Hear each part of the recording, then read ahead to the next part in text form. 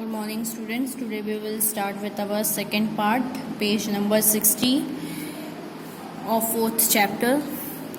Not long after that, the good old man dreamed again, and the spirit of the dog spoke to him, telling him how the wicked people had burned the meal made from the pine tree.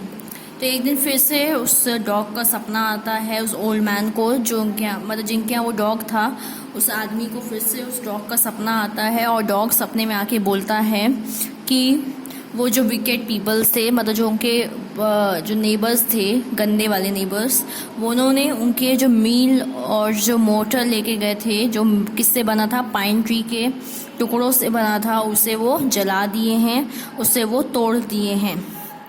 Take the ashes of the meal and sprinkle them on the withered trees and they will bloom again, said the dog spirit. वो बोलता है, जो dog की spirit थी, dog की आत्मा क्या बोलती है, एशेस. एशेस का मतलब होता है राख. तो जो मील जल चुकी थी, लकड़ी जल चुकी थी, तो उसके क्या एशेस थी, राख थी, उसको जाके तुम वहाँ से ले आओ. और स्प्रिंकल का मतलब होता है छिड़कना. Sprinkle them on the withered. Withered का मतलब होता है बेयर एंड ड्राई. ये आपकी साइड में दिया हुआ है मीनिंग, बेयर एंड ड्राई. तो मतलब जो सूखे पेड़ों पर उसकी राख को छिड़क दो. They will Bloom again, said the dog spirit. Bloom मतलब फिर से वो उग जाएंगे, हरे भरे हो जाएंगे. ये डॉग की स्पिरिट ने बोला था, मतलब उसकी आत्मा ने बोला था. The old man अवोक and went at once to his wicked neighbor's house, where he found the miserable old pair sitting at the edge of their square fireplace in the middle of the floor, smoking and spinning. फिर जो old person रहता है वो उठता है और फिर वो अपने ख़राब वाले बैड नेबर्स के यहाँ जाता है, जहाँ वो देखता है कि वो लोग जो आग, मतलब आग ही सेक रहे होते हैं, हाथ वगैरह सेक रहे होते हैं आग से, और उसके पास में जहाँ पे आग जल रही होती है उसके पास में बैठे रहते हैं, मतलब सिगरेट पी रहे होते हैं और वहाँ पे अपना काम कर रहे होते हैं. स्पिनिंग मतलब वही पेस्ट्री के बैटर को घोल रहे होते हैं. स्पिन मतलब उसको पीस रहे होते हैं. From time to time they warm their hands and feet with the blaze from some bits of the mill. From time to time मतलब बार बार वो अपना हाथ सेकते हैं. ब्लेज का मतलब होता है हीट से, जो किससे निकल रही होती है, जो मील के टुकड़ों को जलाते हैं लोग, उससे हीट निकल रही होती है. चलिए हम नेक्स्ट पेज में आते हैं. Some bits of the meal while behind them lay a pile of the unbroken pieces. कुछ को तो वो जला देते हैं और कुछ को पीसेस जो बचे हुए रहते हैं, चॉप्ड मतलब टुकड़े जो पड़े हुए रहते हैं, उनके सामने पड़े रहते हैं. The good old man humbly asked for the ashes. जो ओल्ड मैन रहता है वो हम्बली मतलब पोलाइटली उनसे प्यार से धीरे से सॉफ्ट वॉइस में पूछता है, क्या मैं एशेस मतलब राख ले सकता हूँ.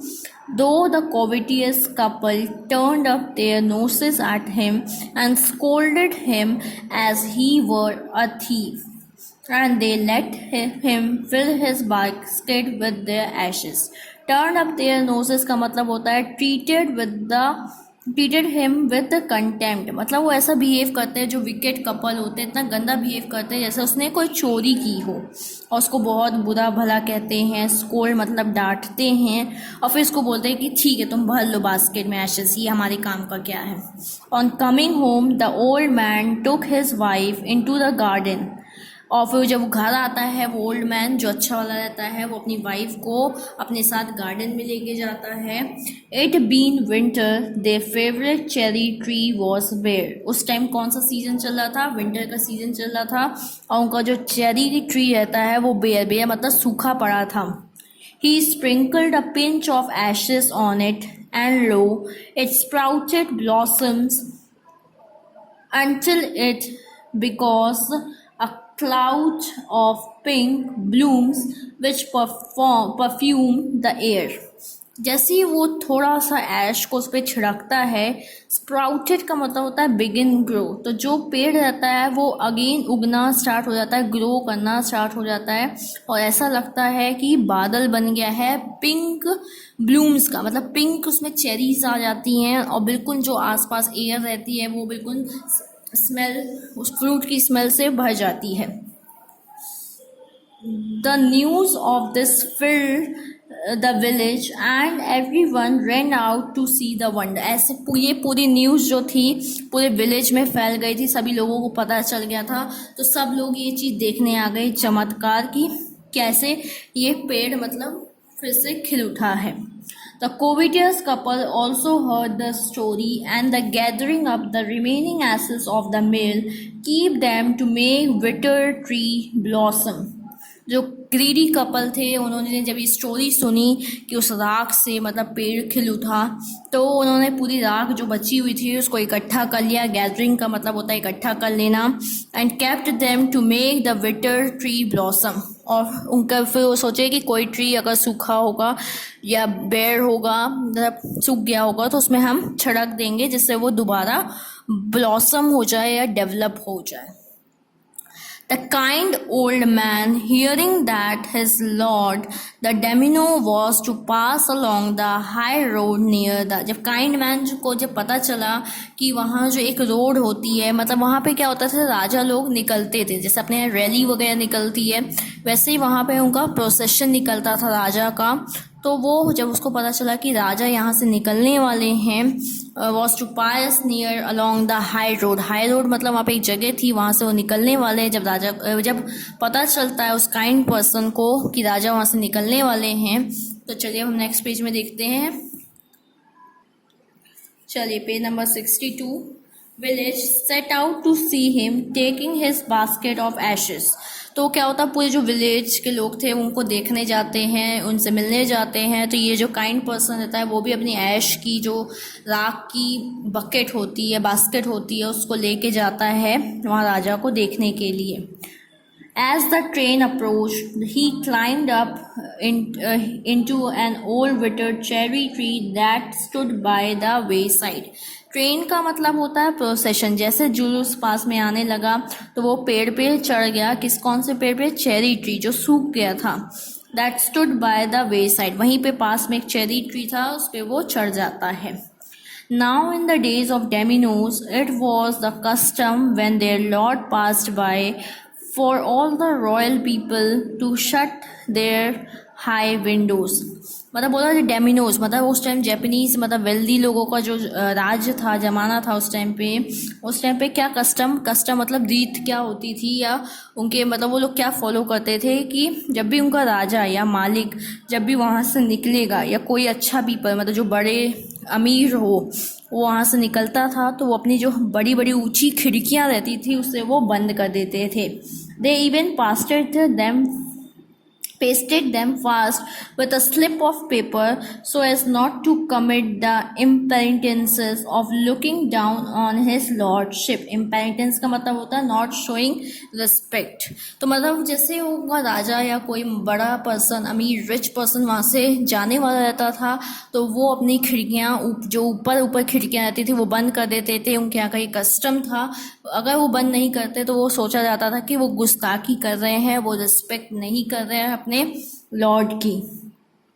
All the people along the road would fall upon their hands and knees and remain prostrate until the procession passed by. Procession का मतलब जुलूस होता है, a number of people, vehicles that move slowly in a line, मतलब बहुत सारे लोग और जो vehicles एक लाइन से निकलती है धीरे धीरे। और prostrate का मतलब होता है lying on the ground face downward, जैसे हम झुकते हैं मंदिर जाते हैं जब हम अपने नीज में हैंड्स में झुक जाते हैं, वैसे ही वहाँ का कस्टम था कि जब राजा निकलता था जितने लोग वहाँ पास में खड़े रहते थे वो अपने नीज में झुक जाते थे और अपना फेस नीचे कर लेते थे। The train Drew near, train मतलब जैसे जुलूस पास में आ रहा था।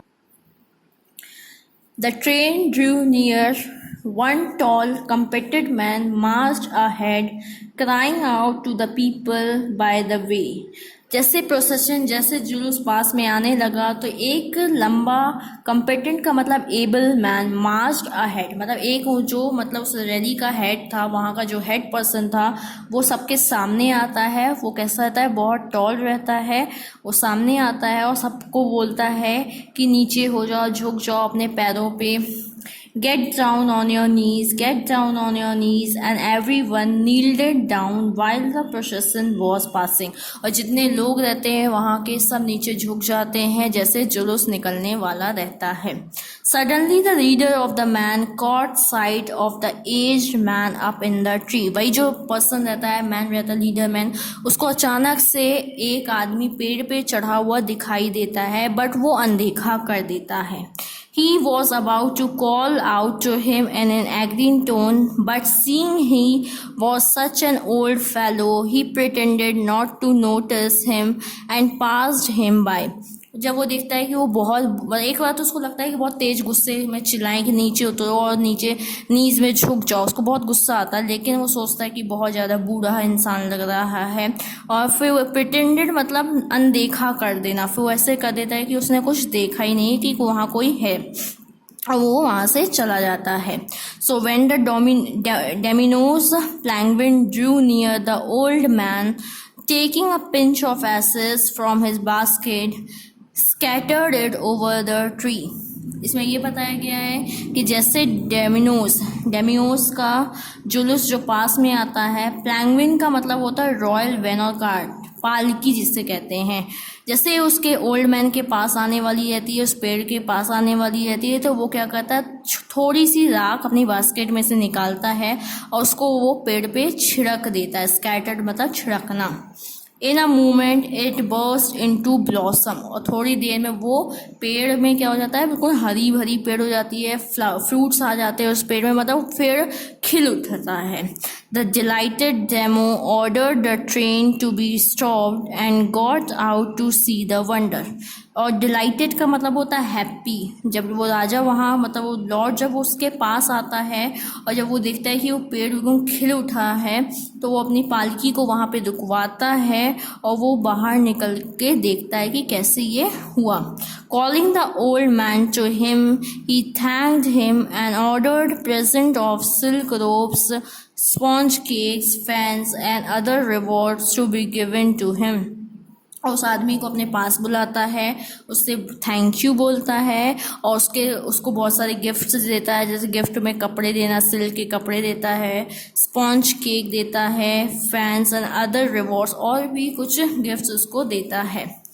He even invited him to his castle. कास्टल का मतलब पैलेस होता है, महल में। इवन वो उसको अपने पैलेस में इनवाइट करता है। So the old man went gleefully home to share his joy with his dear old wife. Gleefully का मतलब होता है happily। तो वो जो आदमी रहता है ओल्ड मैन, वो बहुत खुश हो जाता है और वो अपने घर भागते भागते जाता है अपनी वाइफ को बताने के लिए कि आज उसके साथ क्या हुआ। चलिए हम नेक्स्ट पेज में आते हैं। Next page, page number 63. But when the greedy neighbor heard of it, he took some of the magic ashes and went out on the highway. जब ये greedy जो उसके पास वाले neighbor को पता चला कि इसने ऐसा किया, मतलब ashes को पेड़ पे डाल दिया, जब राजा वहाँ से निकल रहा था तो वो भी सेम चीज़ करने हाईवे पहुँच गया। There he waited until a Demio's train came along, and instead of kneeling down like the crowd, he climbed a withered cherry tree. और जैसे पालकी आने वाली थी, जैसे जुलूस पास में आने वाला था, तो वो भी पेड़ पे चढ़ गया। विटर्ड मतलब सूखे, चेरी ट्री पे, और बाकी लोग जैसे नील डाउन हो रखे थे वैसे वो नहीं हुआ।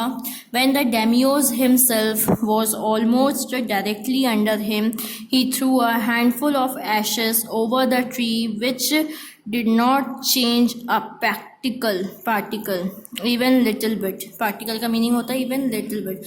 और जैसे वो राजा की पालकी नीचे आई तो उसने क्या किया, उस अपने हाथों में एशेस को लिया, राख को लिया और पेड़ पे डाल दिया। which did not change a particle, मतलब कुछ भी परिवर्तन, कुछ भी चेंजेस नहीं आए पेड़ में।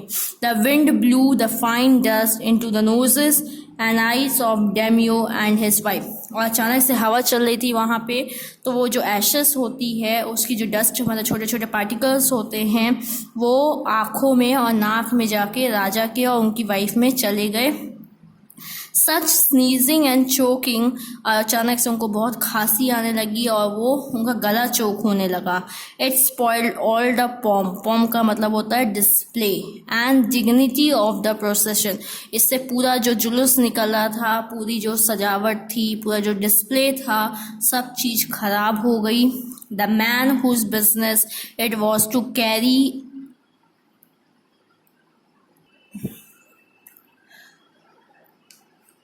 the man whose business it was to cry, get down on your knees, seized the old fool by the collar, dragged him from the tree and tumbled him and his ash basket into the ditch by the road। मतलब जो जिस आदमी का काम रहता था सबको बोलना कि नीचे झुक जाओ, नीचे झुक जाओ, जुलूस आने वाला है, वो क्या करता है, सीज मतलब caught the old fool by the collar, मतलब उसकी कॉलर को पकड़ता है और उसे घसीटता, ड्रैग मतलब घसीटते हुए पेड़ से उतारता है। और थम्बल्ड का मतलब होता है कॉज टू फॉल, उसको नीचे गिरा देता है और उसकी बास्केट को भी गिरा देता है। डिच का मतलब होता है नैरो ट्रेंच, वहाँ पे एक छोटी सी पतली सी नाली होती है, उसके अंदर वो उसको गिरा देता है। Then beating him soundly and he left him for death, वहाँ पे उसको इतना मारता है और उसको मरने के लिए छोड़ देता है।